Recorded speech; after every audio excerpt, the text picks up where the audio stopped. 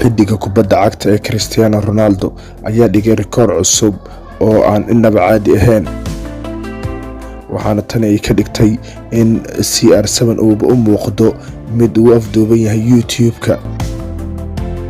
dhowaan markii uu xiddigan shaaciyey inuu furanayo kanaalkiisa YouTube, waxa uu noqday mid saacado kooban uu ku buuxiyey shuruudihiisa YouTube-ka, gaar ahaan 3 abaalmarin ee uu bixiyey YouTube-ka ee ku eg ilaa 10 milyan ee subscribers-ka ah. waxa uu xilligan haystaa in ka badan 60 bilyan oo taageero ah oo ku xiran bartiisa YouTube, waxaana cajiiba in 3 abaalmarin ee ugu horeysa ee dhinaca YouTube-ka uu bixiyo ama uu ku buuxiyey wax ka yar 13 saacadood. abaalmarinta ugu horeysa ee uu bixiyey YouTube waa abaalmarinta qalinka ee lagu helo 100,000 oo subscribers. waxa uu ku gaaray ama uu ku buuxiyey ama uu ku hantayba wax ka yar 23 daqiiqadood oo keliya. abaalmarinta xigta ee uu bixiyey YouTube waa abaalmarinta Golden Play Button-ka la yiraahdo, waxaana la siiyaa qofka gaaray 1 milyan oo subscribers-ka ah, waxaana uu ku gaaray 90 daqiiqadood oo keliya oo u dhiganta saacad iyo badh.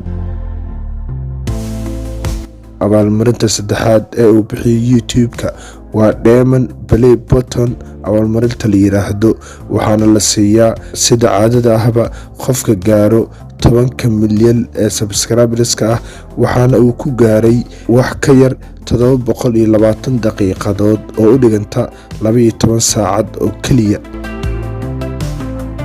xilligan aan muuqaalka duubeyno waxaa kanaalkiisa ku jiro 37 muuqaal.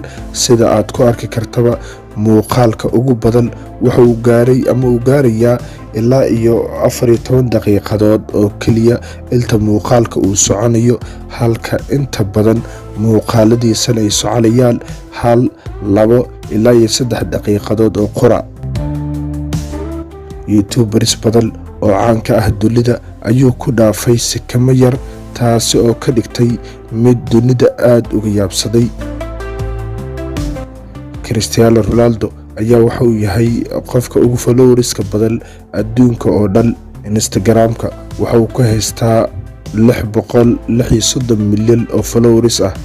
Facebook waxa uu ka haystaa 170 milyan oo followers ah, halka Twitter ama X uu ka haysto in ka badan 112 milyan oo followers ah. dhammaan saaxiibayaal, waad ku mahadsantihiin daawashada muuqaalkeena.